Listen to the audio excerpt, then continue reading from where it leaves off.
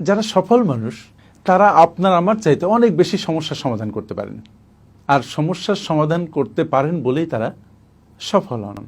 তাদের চিন্তার প্যাটার্নই কিন্তু ডিফারেন্ট।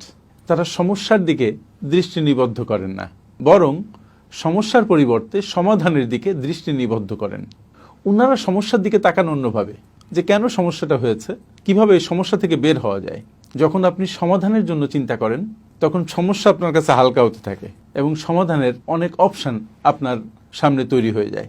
তাই আপনিও অভিযোগ না করে সমস্যা সমাধানের জন্য কার্যকর পদক্ষেপ গ্রহণ করুন এবং সবসময় ইতিবাচক মনোভাব বজায় রাখুন। পজিটিভিটি দারুণ একটা শক্তি। এটা সমস্যার মধ্যে ঢুকে সমস্যাকে শনাক্ত করে সেগুলো সমাধান করার পথকে প্রশস্ত করে। তাই চলুন আমরাও যারা সফল তাদের মতো চিন্তা করি, সমস্যার দিকে কনসেন্ট্রেশন না দিয়ে সমাধানের দিকে কনসেন্ট্রেশন দেই, সমাধানের পথ তৈরি করে ফেলি। তাহলে আমাদের জীবন সহজ হবে, আমরা সফলদের অন্তর্ভুক্ত হব। Thank you.